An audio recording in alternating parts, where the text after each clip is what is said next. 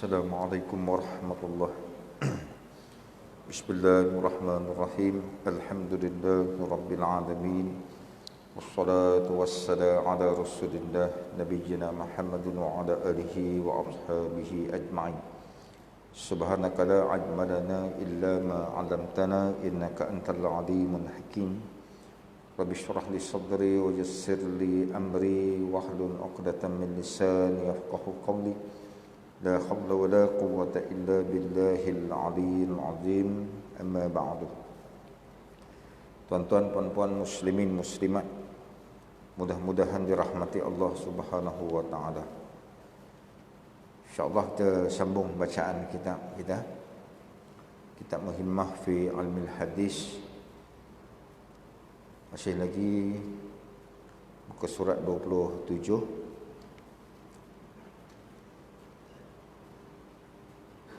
Empat baris daripada bawah. Kata pengarang, mudah-mudahan dalam rahmat Allah Subhanahu wa taala. Dan lagi sebut di dalam hadis, iza kusirat zunubul abdi ibtalahu Allahu bihim liyukaffiruha anhu. Artinya apabila banyak dosa seseorang hamba Allah itu, nescaya diberi bala akan dia oleh Allah dengan duka cita sebab kesusahan daripada ahlinya atau lainnya, supaya menghapuskan ia akan segala dosanya daripadanya. Hadis itu riwayat daripada Imam Ahmad, Imam Al-Baihaqi. Sanad hadis ini dhaif. Dan lagi tersebut di dalam asar daripada Rasulullah sallallahu alaihi wasallam telah bersabda, ia setengah daripada beberapa dosa itu, iaitu yang tiada dihapuskannya akan dia melainkan sebab kesusahan daripada duka cita, dengan menutupi rezeki, akan belanja bagi isterinya dan anaknya dan barang sebagainya. Satu hadis yang pengarang bawa kepada kita, hadis yang pertama tadi daripada Imam Ahmad dan Imam Baihaqi dengan sanad dhaif. Yang kedua daripada asar Nabi sallallahu alaihi wasallam. Kata pentahqiq kitab ni,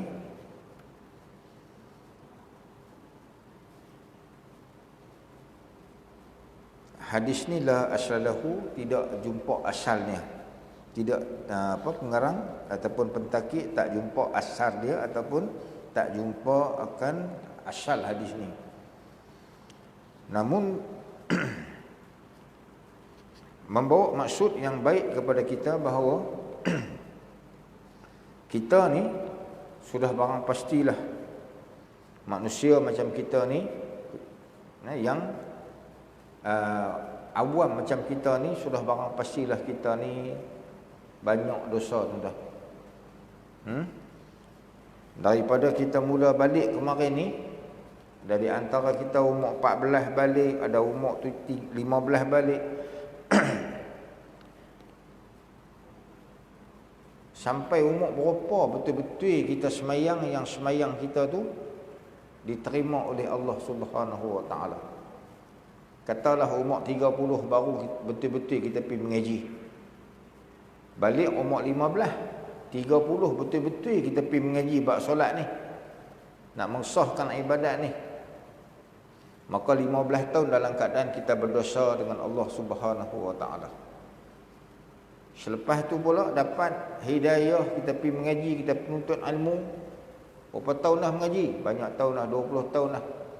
Daripada umur 30 hari tu ni sampailah hari ni, dia dah 65 dah umur kita. Tiap-tiap malam mengaji, tiap-tiap malam menuntut ilmu. Namun tetap juga kita terdedah kepada dosa-dosa. Kemungkinannya tak ada lah berlaku dosa besar. Kita harap macam tu lah. Apabila kita duduk dalam majlis-majlis pengajian ni, kita jadi satu orang yang ahli kepada majlis ilmu.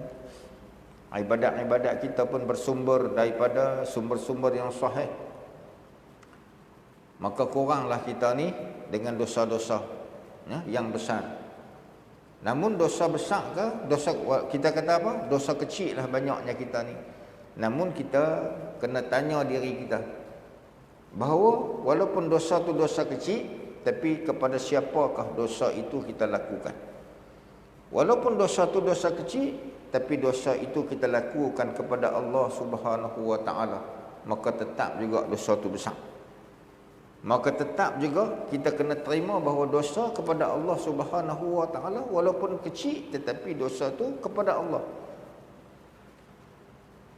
Maka seyogianya kita sentiasa bertaubat kepada Allah Subhanahu wa taala. Nabi SAW dalam hadis menyebut tentang Nabi bertaubat satu hari tak kurang lebih daripada 70 kali. Dalam hadis yang lain menyebutkan bahawa Nabi SAW dalam satu hari tak kurang lebih daripada 100 kali Nabi bertaubat kepada Allah Subhanahu wa taala. Dalam keadaan sembahyang pun sampai bengkak kaki-kaki. Nabi SAW dalam satu riwayat hadis yang diriwayatkan oleh Aisyah, bagaimana Aisyah jaga pada satu malam, jaga-jaga cari Nabi lah. Biasa tuan-tuan, orang isteri kahwin lebih daripada satu ni kan, orang perempuan ni kalau suami dia ada cawangan lain, perasaan cemburu ni tak boleh tidak.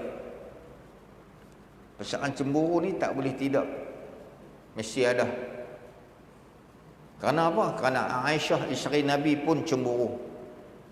Jaga-jaga tengah malam, gagal tengok tak ada, Nabi tak ada. Hai, kan madu-madu dia bukan jauh pun, rumah Nabi tu kan berkeliling dengan masjid aja lah, kemak rumah. Hai, Nabi tu lompat mangkit pergi belah sana pula ke apa? Kan? Cari gagal dalam gelap lah kan. Suasana rumah Nabi tu, situlah tempat sembahyangnya, situlah tempat ruang tamunya, situlah dapurnya, situlah tempat makannya. Kecil rumah Nabi. Bilik kita tu lah, biliklah rumah kita. Bilik rumah mana? Bukan rumah banglo. Tuan-tuan duk bayang bilik rumah banglo tak lagi, rumah banglo bilik besar lah. Rumah kita teres tu lah. Besar mana dapur kita? Dapur kita biasalah, kecil lah, kita kata rumah teres. Itulah rumah Nabi. Besar tu lah rumah Nabi. Jadi jaga tengah-tengah malam, gagal tengok, hai Nabi pergi belah sana apa? Cari lagi dalam gelap, lepuk, terpegang satu objek. Apa ni? Kaki Nabi ke? Kalau kaki Nabi takkan besar sampai lagu ni. Kan? Gagal. Oi, kaki Nabi rupanya. Awatlah ya Rasulullah, kamu ni semayang apa ni punya lama sangat ni sampai kaki bekak bom macam ni. Kita bengkak kat kaki, gaut. Kan? Isteri gagal tengah malam kan, wah melompat lah. Awak ambil duk pegang kaki aku, bengkak. Pasal apa? Gaut.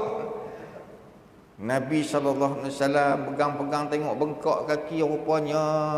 Aisyah tanya, ya Rasulullah, awaklah kamu ibadat sampai macam ni, sampai bengkak-bengkak kaki ni. Tidakkah kamu ni maksum? Tidakkah kamu ni terpelihara daripada dosa besar? Telah lah kecil pun tak ada, sama telah nak ada dosa besar.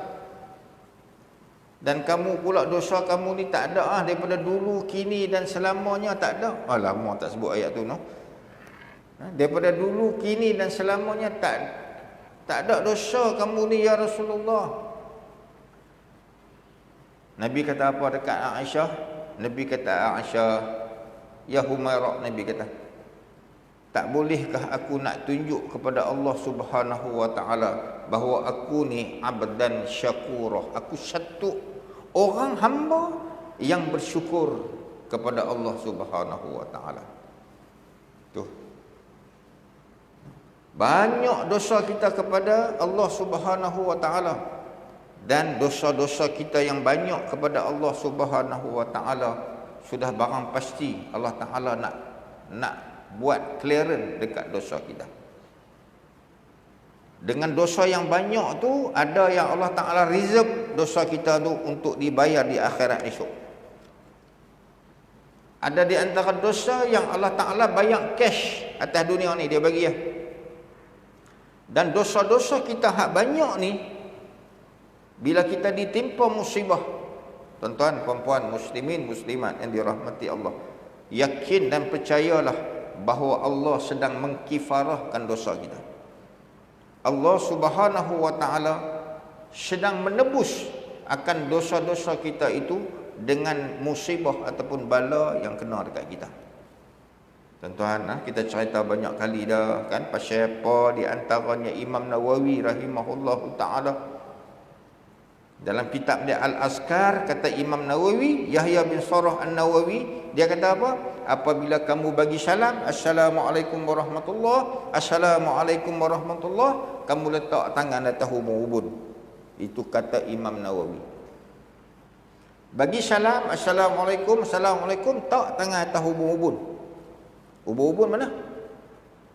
Mana ubun-ubun? Mana? Ni, depan ni, ubun-ubun. Tak depan ni. Ada orang tak belakang ni. Jangan marah kat dia. Ubun-ubun dia tang ni. Kan? Ada? Kan, tuan-tuan? Kita semayang kan, tuan-tuan? Tuan-tuan kadang-kadang duduk belakang sikit. Nak tengok kelaku orang semayang. Macam-macam. Macam-macam hai, tuan-tuan.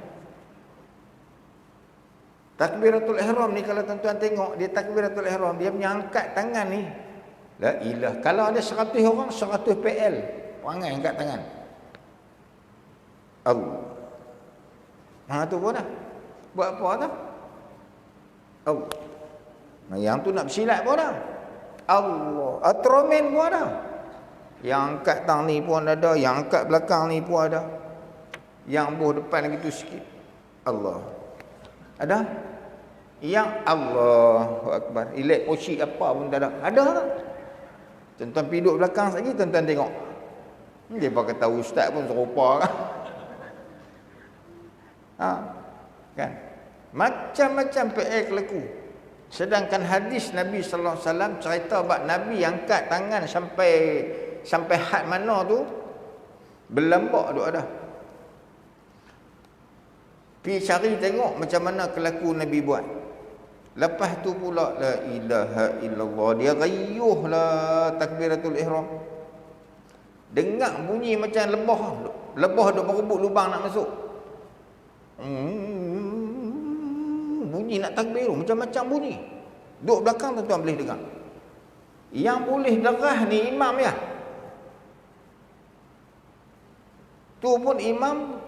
Kalaulah takbiratul ihram dia tak apa, kalau takbir intiqalat imam nak berpisah rukun ke rukun tu, dia nak khayar bagi darah tu, imam wajib diniatkan nak pergi kepada rukun yang seterusnya dengan memisahkan kedua-dua rukun itu dengan takbiratul ihram, dengan takbir intiqalat, yakni menyebut Allahu Akbar tu, yang hukum dia sunat dan wajib dia berniat. Di samping dia nak turun tu, dia cakap tu kerana nak ambil pahala sunat takbir intiqalat dan nak bagi tahu makmum bahawa dia nak pergi rokok. Contoh kalau nak pergi rokok. Kalau dia semata-mata dia niat nak pergi rokok saja, dia tak ada niat nak bagi tahu makmum kata dia nak berpindah rukun, batal sembahyang untuk imam. Tu. Jadi yang makmum tu derah buat nama. Kadang-kadang takbiratul ihram ni, ya Allah, kita duduk ujung tu, dia duduk ujung tu.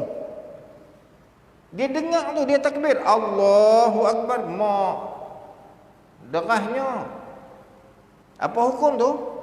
Takbiratul ihram ataupun rukun-rukun bacaan dalam solat, hak 5 tempat tu. Takbiratul ihram, Fatihah selain daripada imam ataupun mubaligh. Mubaligh ni mana orang yang duduk belakang imam. Orang yang kalau imam tak ada suara, dia nak kena pendarah suara. Imam tak ada suara, makan petai banyak hari tu, terpoyak. Alah, jadi takbir itu. Jadi siapa punya kerja? Mubaligh di belakang. biasanya Tok Bilal, dia kena suara darah Allahu Akbar, niat nak menyampaikan pergerakan imam dan niat nak bagi tahu makmum pada imam apa pergerakan imam tu. Dia dua orang ni yang boleh. Macam di mana kan? Bisa dengar. Macam di Mekah kan? Imam sami Allahu liman hamidah, dia bunyi di belakang tu. Rabbana walakal hamd. Tu mubalik kan tu. Dia pun pi Mekah. Pi umrah 2 minggu. Duduk 8 hari di Mekah. Balik-balik main masjid Ridwaniyah. Imam sami Allahu liman hamidah, dia di belakang tuan-tuan. Rabbana walakal hamd. Depa ketawa hang derah sangat. Hang tak pergi Mekah hang tak tahu. Ni baru balik. Mekah derah lagu tu. Depa kata hang bodoh. 5 bacaan dalam sembahyang yang jadi rukun qauli, rukun bacaan. Wajib kalau selain daripada imam dan mubaligh, dengar telinga sendiri aja. Syarat 5 rukun qauli, rukun bacaan tadi ni, syarat dia takluk dengan sama dengan pendengaran. Kalau takbir tak bunyi, tak dengar di telinga sendiri, batal takbir. Jenis mulut yang bergerak, batal sembahyang, tak sah. Tu pendapat mazhab kita Syafi'i. Dia kena dengar berkeluar suara, dengar telinga sendiri. Kalau dengar telinga orang sebelah, hukum dia makruh. Makruh pula. Hukum dia harus. Orang sebelah dengar, harus. Kalau orang sebelah sana, nombor 2 dengar, hukum dia makruh. Siapa makruh? Kita hak takbir darah ni makruh. Kalau orang hak nombor 3 dengar, hukum dia haram. Pasal apa haram? Pasal mengganggu, dia panggil tashwif. Dalam fiqh dia ada tashwif, mengganggu. Tuan-tuan, kalau dalam solat pun kena haram, kalau tak solat. Orang tengah solat kita duduk bersembang, ngongang, haram. Ada. Ustaz tengah duduk mengajak ni pun dia sembang tak? Ngongang. Tapi bukan masjid ni lah. Ada satu masjid tuan-tuan, saya tengah kuliah, dia ada macam balai lintang di belakang sana, ada satu balai lintang belakang. Ustaz duduk mengajar, mereka buh kursi 5-6 orang, buh satu meja tengah, buh tin melo buat petik buat rokok. Bila ustaz duk sembang, ustaz duk cerita hadis, mereka duduk belakang. Hadis tu doa. Mereka ahli majlis petua. Mereka bukan ahli majlis fatwa, mereka ahli majlis petua. Tu. Saya satu malam saya kata, tuan-tuan, kalau tuan-tuan tak mau mengaji, kalau nak mengaji, mai duduk dalam. Kalau tak mau mengaji, tuan-tuan pergi balik. Kan? Mai orang balik tu tak mai dah lah kan?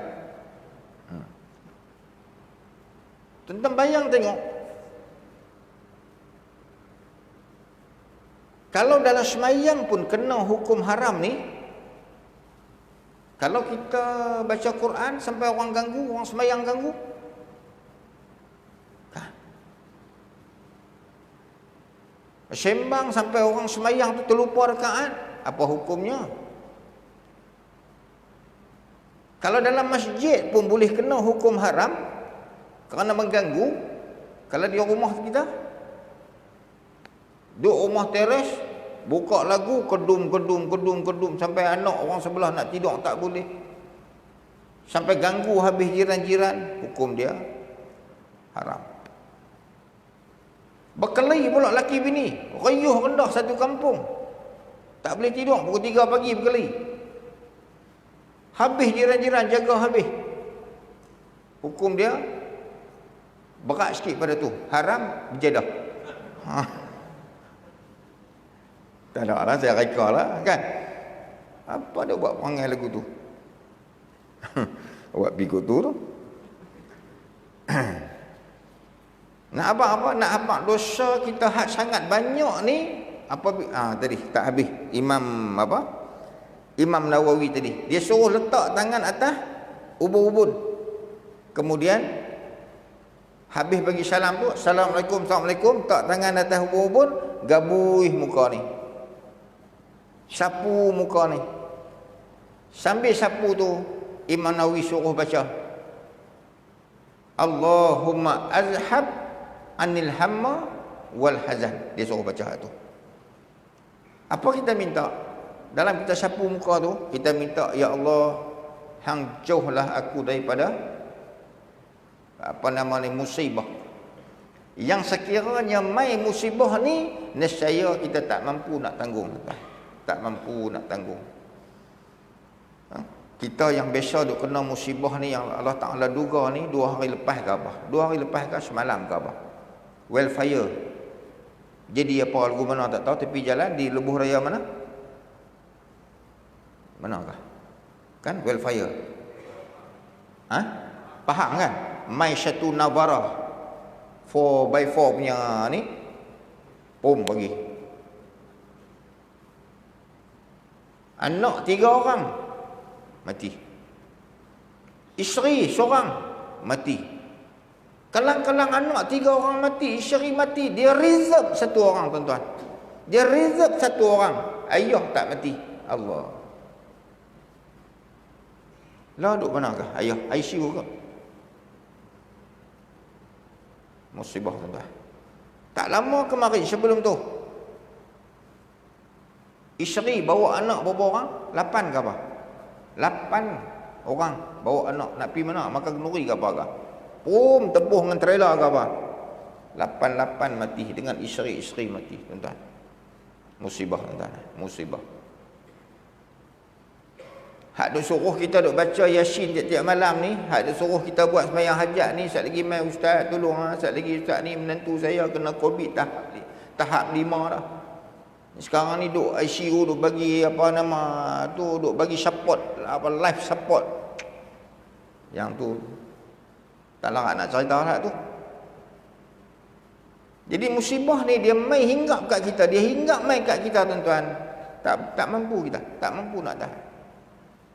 Jadi kita minta dalam doa kita tu, bila kita gabuih muka ni, kata Imam Nawawi, Allahumma azhab anil hamma, ya Allah, hang jauh aku daripada musibah.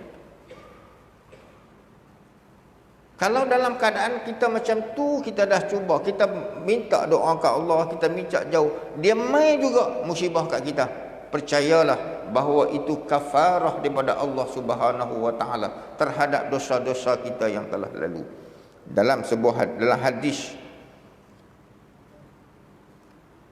Nabi SAW bersabda, inna aizamal jazai ma'al aizamil bala'i. Tak ada dalam kitab, tuan-tuan. Hadis ni saya ambil daripada kitab-kitab hadis lain. Wa inna allaha iza ahabba qauman talahum faman radiya falahu ridha wa man sakhita falahu sukhd. Maka hadis riwayat daripada Imam At-Tirmizi. Kata Nabi apa? Sesungguhnya pahala yang besar yang diperolehi melalui cubaan yang besar pula. Allah Ta'ala kata apa? Nak dapat pahala besar ni, dia punya test market dia pun besar. Apabila Allah mencintai seseorang, maka Allah akan memberikan cubaan kepadanya. Bila kita sentiasa menerima musibah-musibah daripada Allah, menerima dugaan-dugaan dalam hidup kita ni, percayalah Allah sedang uji kita. Allah sedang test kita. Barang siapa yang redha, yakni menerima, maka Allah meredainya. Siapa-siapa yang kena ujian Allah ni, dia boleh azab, dia boleh apa orang bagi azab apa? Tanya orang Muslim tak tahu kan, kacau. Dia boleh menyerap absorber ni apa? Menyeraplah, penyerap tekanan. Bila Allah Ta'ala uji kita dengan musibah, kita boleh absorb, kita boleh menyerap tekanan tu, maka sangat besar ganjaran di sisi Allah.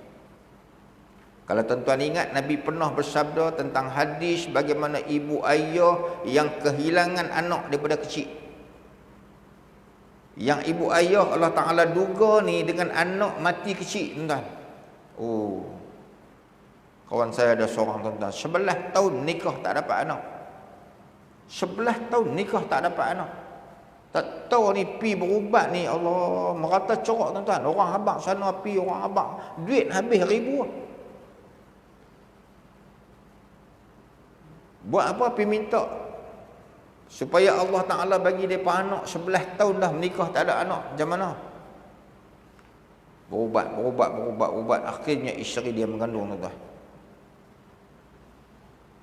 Akhirnya isteri dia melahirkan anak. 3 bulan. 3 bulan. Beranak mai, anak ni 3 bulan, 4 bulan. Anak ni boleh duduk kenyih dah sikit-sikit, anak boleh duduk gelak. Allah Ta'ala angkat pergi, tuan-tuan. Allah Ta'ala matikan anak tadi. Oh.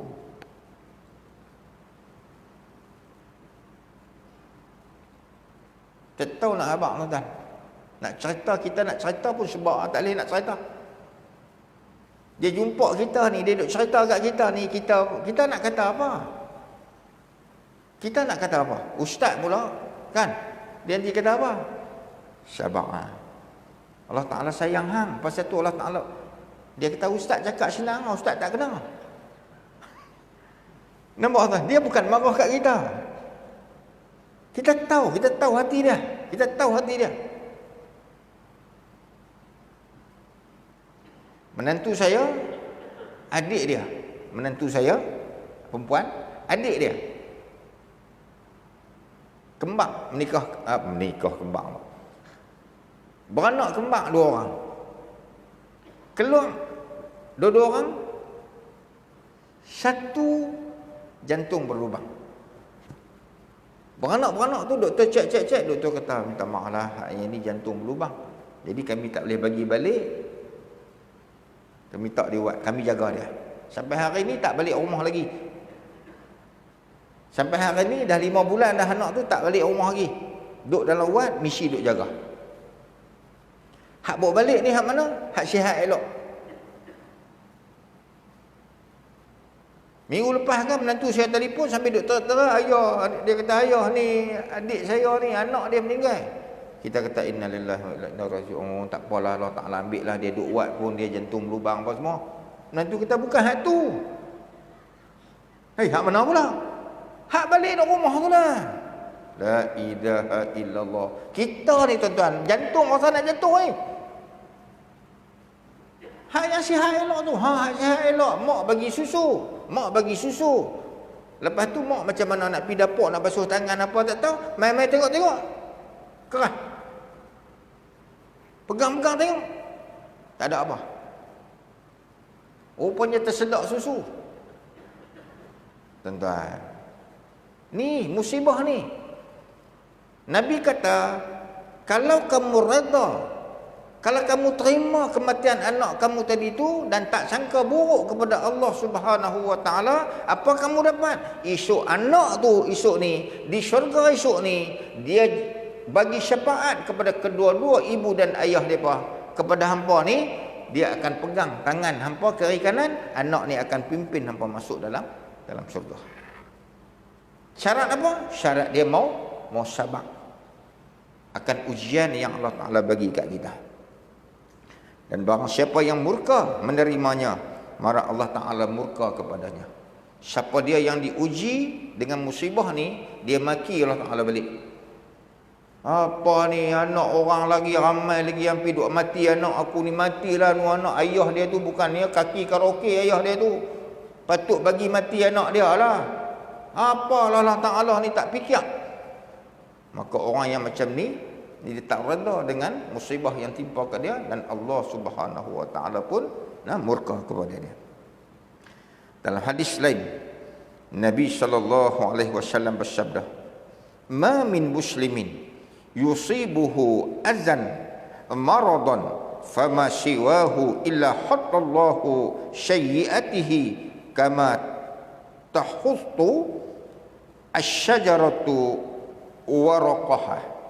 Setiap muslim yang terkena musibah penyakit atau yang lainnya, kata Nabi, pasti Allah akan menghapuskan kesalahan-kesalahannya sebagaimana pohon menggugurkan daun-daunnya.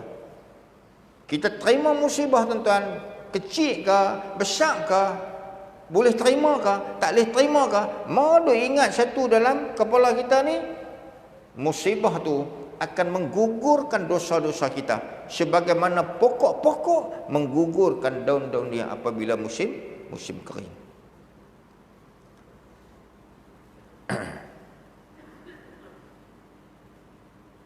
Dan tersebut di dalam beberapa khabar anbiya, bahawa sesungguhnya beberapa kaum yang masuk mereka itu atas rumah Nabi Yunus alaihi salam,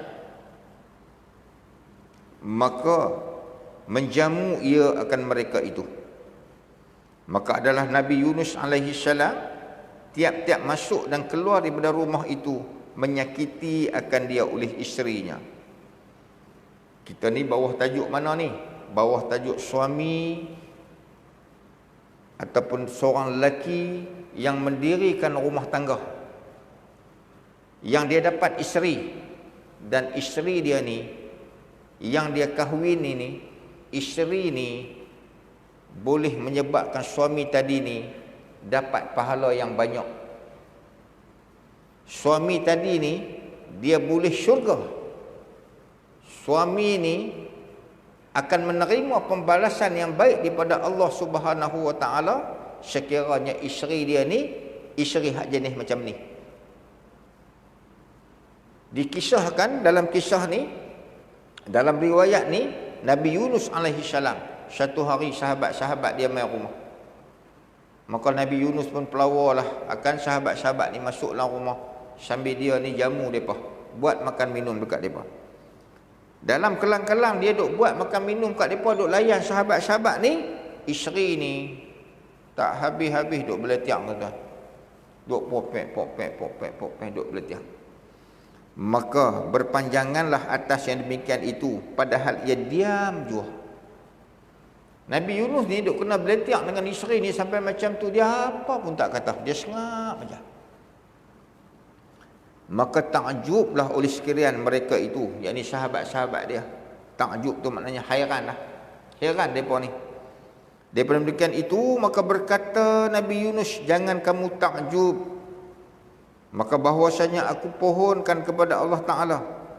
Maka kataku baginya, hai Tuhanku, barang yang seksa maka bagiku dengan dia dalam akhirat. Maka segerakan olehmu akan dia bagiku di dalam dunia. Nabi Yunus kata dekat sahabat-sahabat dia, hampa tak usah duk terkejut lah, tak usah duk buat terkejut macam tu lah. Sesungguhnya aku yang minta kepada Allah Subhanahu wa taala. Aku yang minta kepada Allah Ta'ala ni supaya bagi kat aku ni isteri hak jenis macam ni, hak jenis mulut banyak ni, hak jenis semeriuh ni. Dia bukan riuh, dia lebih daripada riuh lagi. Dia semeriuh. Beletiak ni, la ilaha illallah. Mangkit tidur, tak ada dengar lain lah, dengar dia duduk beletiak. Sampai ke kucing pun beletiak apa. Kucing dia beletiak, ayam dia beletiak, lipas dia beletiak, katak lalu tepi rumah pun dia beletiak. Ada tak isteri jenis gitu? Ada, nak abang bagi. Kita hak tak kena ni tak apalah. Tuan-tuan, sekali lagi lepas mayang isyak jangan balik lagi tuan-tuan. Habis Assalamualaikum tu imam doa, tuan-tuan pakat-pakat sujud syukur sekali. Allahu Akbar, tuan-tuan sujud pergi sekali. Ya Allah, syukurlah aku dapat isteri hak baik. Oh, dapat hak jenis kaki beletiak ni tuan-tuan, baru ada akal. Jadi dah kat satu tempat hari tu ni. Dia ni, ya Allah, bini macam tu lah, beletiak, popek, beletiak. Dia kata, aku tak tahan dengar. Dia kata. Dia pun pergi turun, kayu gerak, pergi kedai kopi. Duk-duk minum kawan, dia kata, buat macam mana bini aku? Dia kata, awak bini hang? Bini aku ni beletiak lah. Pagi sampai ke malam beletiak. Kalau tak bunyi beletiak tu, mana dia tidur tu? Betul-betul jadi macam Piramli Ahmad Albab juga. Tidur, sengap. Dia jaga, teriak. Macam tu lah bini aku. Dia sengap tu mana tidur tu. Dia jaga-jaga sekali dia beletiak pula. Nak buat macam mana? Sahabat kata senang je. Hang balik sekali, hang ajak dia pergi. Ni kat ujung kampung tu ada telaga buta. Hang pergi bawa dia dengan gerek hang, bawa dengan motor hang. Hang sampai tang tu, hang angkat tayar depan. Hang angkat tayar depan, dia dilunsuk masuk dalam telaga buta tu, selamat hang. Dia kata, beletiak apa pun tak ada. Tu, ahli majlis petua kat tu pun. Dia ada 5 orang tu ahli majlis petua kat dia pun. Dia pun kata possible juga. Balik dia kata jom hang makan kenduri. Orang perempuan ke dengar makan kenduri ke, dia lompat cepuh naik motor. Dia pun bawa pergi sampai ke ujung kampung tu, lalu kot telaga buta tu, dia angkat tayar terpelanting kau tu masuk. Balik rumah, syok dia kata. Malam pertama tu tidur. Jeraknya tidur, seronoknya. Malam kedua lupa, kata bini tak ada lah. Kita nak ada nama nak ni. Tak ada kan? Tak ada. Saya tahu tak ada. Nak kita buat kopi segelas. Tunggu lama awak tak main kopi. Lah mana ada, aku dah lempak dalam telaga buta tu. Mangkit buat sendiri. Buat sendiri ke, taubat tak sedap kan? Misal dia main. Allah, kalau ada dia syok dia kata kan, mulut ya riuh sikit, tapi aku nak minum air apa semua dia tolong buat, sedap lah tu. Malam ketiga hujan lebat. Dia kata kalau ada dia syok juga no. Ni sejuk-sejuk ni kan. Bolehlah juga hangat-hangat. Dia kata lagu tu. Pagi esok dia kata kukuk mana pun esok aku mesti pergi ambil dia balik. Dia misal. Pagi esok sudah subuh, start gerak dia balik, naik motor dia balik, pi. Bawa tali hadut tarik tali tu. Nak lempak dalam telaga tu. Pum, lempak. Dia kata aku rasa berat ni aku tarik. Dia pun ringan ni. Berat. Tarik, naik. Sampai atas tengok. Tu dia rambut ni bercerogong ni hitam. Muka hitam, mata merah. Dia kata, awak mak hang jadi macam ni? Dia kata dekat dia ingat isteri dia. Kau tu kata aku bukan bini hang lah. Kata hang siapa? Aku hantu raya. Dia kata yang awak jadi macam ni dengan hitam dengan mata merah. Aku dulu elok, dia kata. Sejak hantuk bini hang masuk tu, 3 hari dia beletiak kat aku sampai rambut aku pun jadi hitam, mata merah. Tuan-tuan, hak kata orang perempuan ni, dia punya beletiak bukan kat laki dia aja, bukan kat kucing dia, hantu raya pun dia beletiak. Sampai jadi lagu tu. Jadi mana Ustaz? Saya pun tak tahu. Saya pun untuk guru saya cerita. Saya pun cerita kat tuan-tuan. Jadi kata Nabi Yunus ni, aku yang minta doa supaya Allah Ta'ala bagi kat aku isteri hak jenis beletiak banyak ni. Pasal apa? Hampa tahulah.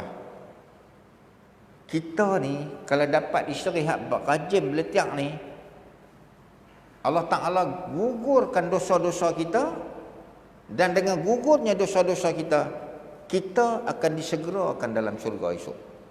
Tu dia tuan-tuan. Tuan-tuan balik lagi mau duk habaq kat rumah hang mau beletiak bagi kuat sikit. Dia kata aku dengar tadi peluang nak masuk syurga ni aku ni tak apa cerah lah. Jadi macam mana mak hang nak tolong aku bagi masuk syurga? Aku dengar cerita Nabi Yunus tadi. Nabi Yunus kata dia yang minta. Pasal apa? Pasal dengan bala hak bini duk buat ni, dengan beletiak bini tu, mana bala lah tu. Mana bila bala ni mai, kita akan dihapuskan dosa. Bila tak ada dosa, tuan-tuan nak hidup mana? Tentulah masuk syurga. Tuan-tuan habaq kat depa lagi. Nah muslimat mau beletiak kuat sikit kat depa.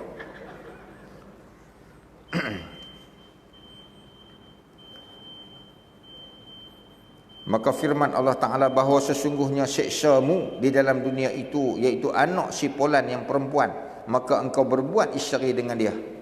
Maka kata Nabi Yunus, maka aku pun berkahwinlah dengan dia, dan aku sabar atas kesakitan yang engkau lihat akan dia daripada itu. Dan telah berkata oleh Imam Al-Ghazali, cerita tadi tuan, cerita yang kita bawa tadi tu, yang pengarang bawa ni, cerita ni disebut dalam kitab Ihya Ulumuddin, dalam apa nama ni, bab nikah, dalam bab nikah, karangan Hujjatul Islam Imam Hujjatul Islam Imam Muhammad Ibnu Ahmad Al-Ghazali. Dan telah berkata oleh Imam Al-Ghazali, dia rahimahullahu taala, bermula sabar atas kesusahan beristeri dan kesakitan yang disakiti oleh isteri itu, iaitu setengah daripada berapa faedah berkahwin. Tuan-tuan, di antara kelebihan ataupun faedah kita mendirikan rumah tangga ni ialah sabar kita dengan kerenah isteri ni. Tetapi tiada dapat manfaat dengan dia. Walaupun kita dupin sabar dengan kerenah isteri ni, sebenarnya tak ada apa manfaat yang kita dapat, tuan-tuan. Sebenarnya melainkan salah satu daripada dua, tu dua tuan-tuan, dan luar alif tu, tuan-tuan, masuk alif, lam tu abaikan. Melainkan salah satu daripada dua jenis laki-laki, iaitu ada kalanya lelaki yang dikosatkan itu akan memerangi akan hawa nafsu dan melawani akan dia. Di antara kelebihan kahwin ni, kata ulama, ialah dengan isteri ni kita boleh duduk petang pahala dengan dia. Dengan kainah-kainah yang dibuat tu, dengan syarat kita sabar dengan kainah-kainah dia ni, maka Allah Ta'ala akan ganjar kita dengan pahala. Tetapi kata ulama, tak ada apa kelebihan pun, cuma dapat hak tu saja. Yang dapat kelebihan daripada tu ialah dua jenis lelaki, dia kata. Yang ni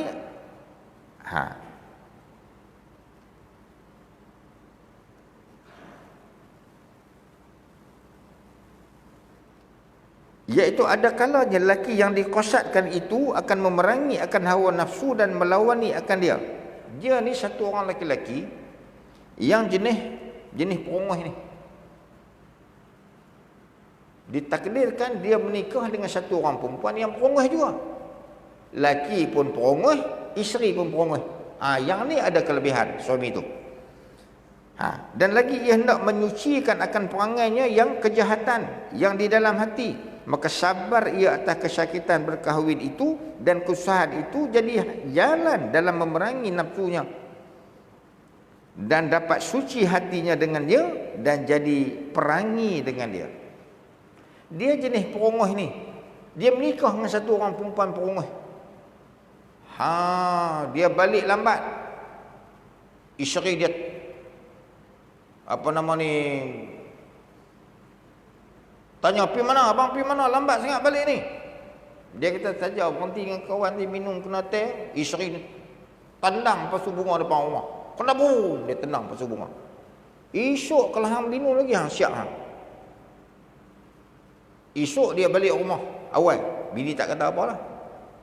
Dia tengok depan rumah dia tu adalah apa nama ni, sampah ke apa. Dia tendang pula akuarium. Suami ni berdebum kena akuarium. Jenis perongos ni, dia tendang akuarium. Isteri yang angkat tong gas, hempuk tong gas.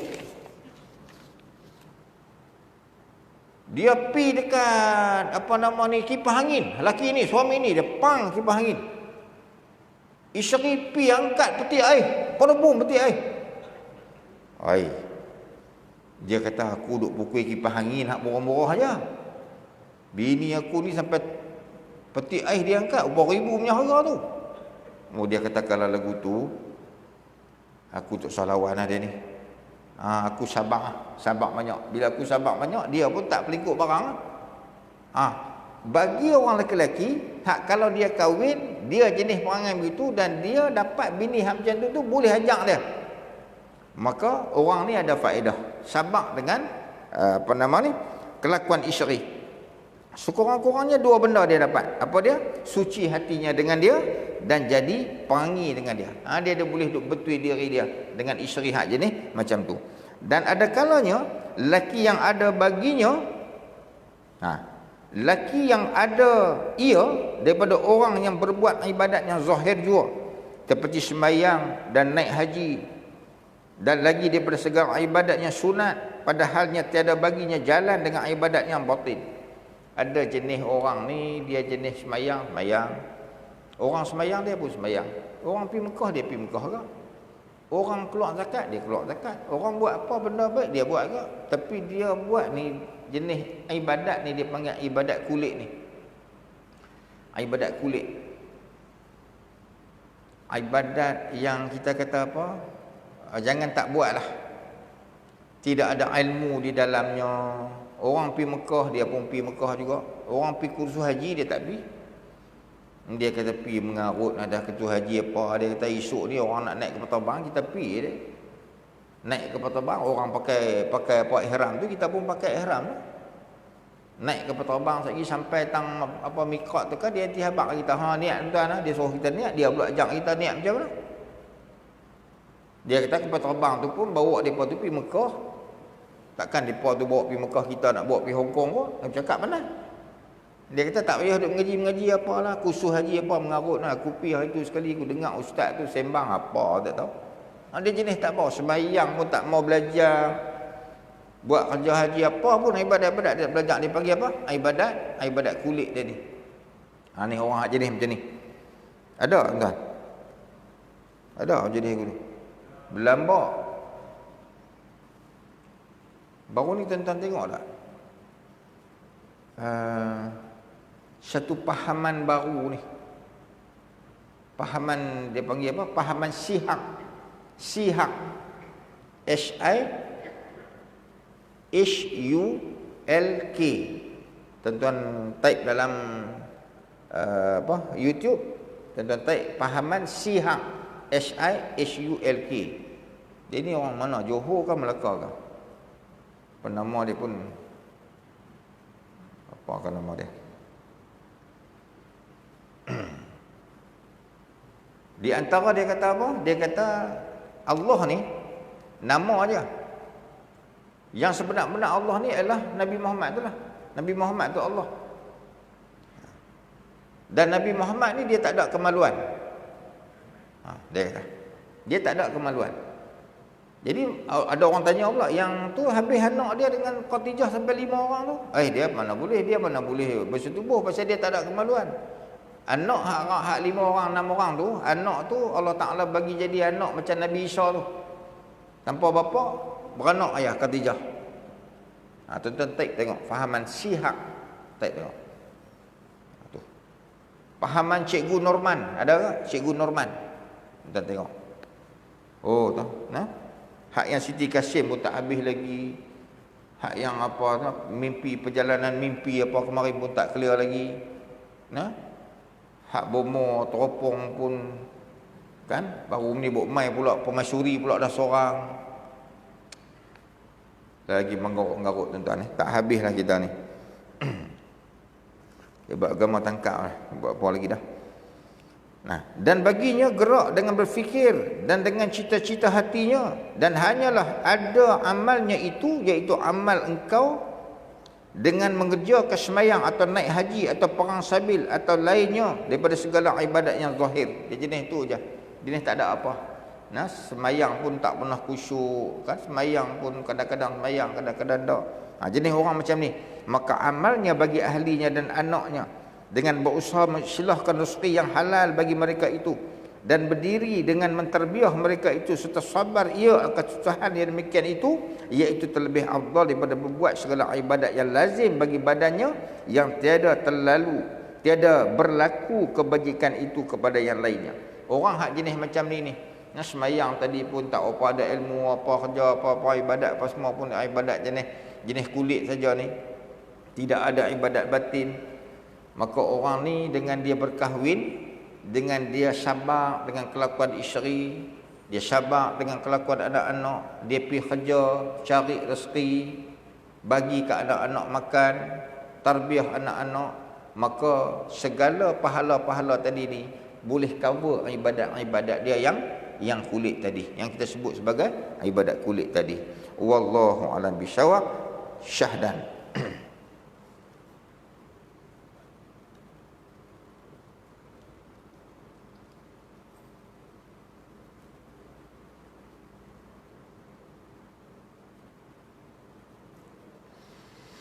أعوذ بالله من الشيطان الرجيم بسم الله الرحمن الرحيم الحمد لله رب العالمين والصلاة والسلام على رسول الله نبينا محمد وعلى آله وأصحابه أجمعين سبحانك الله وبحمدك أشهد أن لا إله إلا أنت أستغفرك وأتوب إليك وصلى الله على سيدنا محمد وعلى آله وأصحابه أجمعين والحمد لله رب العالمين. Saya mohon maaf yang terkesat bahasa. Bulan depan kuliah kita tak ada Ramadan sebab bulan depan ada 28 hari saja. Nah, kita tangguh kuliah sampai bulan 3. Wallahu a'lam bishawab. Assalamualaikum warahmatullahi